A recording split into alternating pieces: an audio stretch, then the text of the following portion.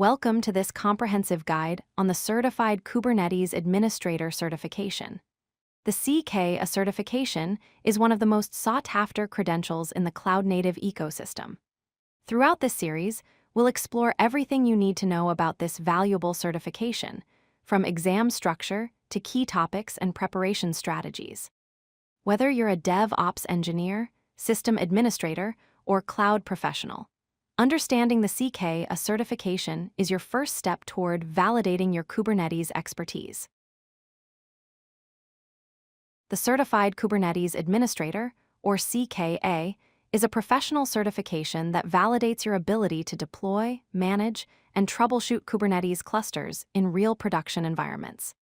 This certification is administered by the Cloud Native Computing Foundation, known as CNCF, in partnership with the Linux Foundation. Unlike theoretical exams, the CKA certification focuses on practical, hands-on skills that you'll actually use in your day-to-day work with Kubernetes. It proves to employers that you possess the technical competency to handle complex cluster operations and maintain production-grade Kubernetes infrastructure. Let's talk about the structure of the CKA exam. The exam duration is 2 hours, during which you'll need to complete between 15 to 20 performance-based tasks. This is not a multiple-choice exam. Instead, you'll be working directly with live Kubernetes clusters, solving real-world problems. To pass the certification, you need to achieve a minimum score of 66%. The exam tests your practical skills rather than theoretical knowledge, so you'll be expected to execute commands, configure resources, and troubleshoot issues just like you would in an actual production environment. Understanding the exam environment is crucial for your success. The CKA exam is delivered through a browser-based terminal interface where you have direct command line access to Kubernetes clusters. You'll be working with live, running clusters throughout the entire exam. One of the most helpful aspects is that you have full access to the official Kubernetes documentation during the exam. This means you can reference documentation, API specifications, and command examples while solving tasks. The exam focuses on your ability to apply practical solutions to real problems, so knowing how to navigate and use the documentation effectively is just as important as memorizing commands. The CKA exam is divided into 5 main domains, each carrying a specific weight toward your final score. The first domain is cluster architecture, installation, and configuration, which accounts for 25% of the exam. This is the largest domain and covers setting up clusters, configuring components, and managing cluster lifecycle. The second domain is workloads and scheduling, worth 15%, which focuses on deploying and managing applications, pods, and deployments. The third domain is services and networking, representing 20% of the exam.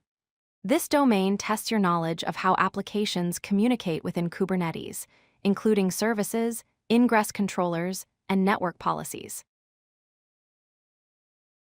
Now let's look at the remaining 2 domains. The storage domain accounts for 10% of the exam and covers persistent volumes, persistent volume claims, and storage classes. You'll need to understand how Kubernetes handles data persistence for stateful applications. Finally, the troubleshooting domain is the largest single domain at 30% of the exam. This domain tests your ability to diagnose and resolve issues with clusters, nodes, applications, networking, and storage. Being proficient in troubleshooting is absolutely critical for the CKA exam, as it represents nearly 1/3 of your total score. You'll need to be comfortable using debugging commands, reading logs, and systematically identifying problems. To succeed in the CKA exam, you need to master several core skills. First, cluster setup and management involves installing Kubernetes using tools like Kubedem, configuring cluster components, and managing upgrades. Second, pod and deployment operations include creating, scaling, and managing containerized applications. Third, security and RBAC configuration covers role-based access control, managing permissions, and securing your cluster. Fourth, networking and service exposure involves configuring how applications communicate and how they're accessed from outside the cluster. Fifth, Persistent storage management includes working with volumes, claims, and storage classes for data persistence. Finally, debugging and troubleshooting encompasses identifying issues, reading logs, and resolving problems across all cluster components. Before attempting the CKA exam, you should have certain foundational skills. Strong Linux command line proficiency is essential because Kubernetes runs on Linux systems and you'll be executing shell commands throughout the exam. Understanding containerization concepts, particularly how containers work and how they differ from virtual machines, is crucial. You should have basic knowledge of Kubernetes architecture, including understanding components like the control plane, worker nodes, pods, and services. Finally, hands-on experience with kubectl commands is absolutely necessary. You should be comfortable creating, modifying, and deleting resources using kubectl, as this is the primary tool you'll use during the exam. Let's discuss the practical aspects of the certification. The CKA exam registration fee is $395. This fee includes one free retake, which means if you don't pass on your first attempt, you get another chance at no additional cost. Once you pass the exam, your certification remains valid for 3 years. After 3 years, you'll need to renew your certification to maintain your CKA status. This ensures that certified administrators stay current with Kubernetes developments and best practices as the platform evolves rapidly. There are several compelling reasons to pursue the CKA certification.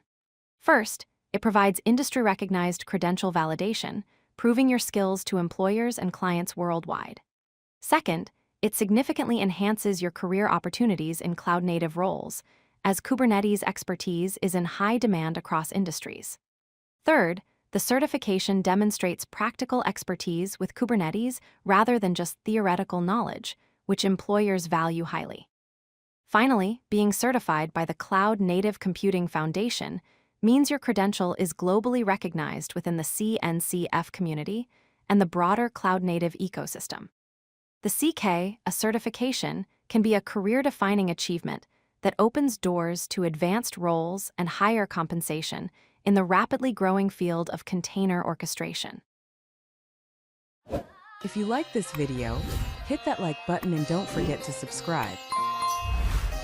Visit codelucky.com for more such useful content.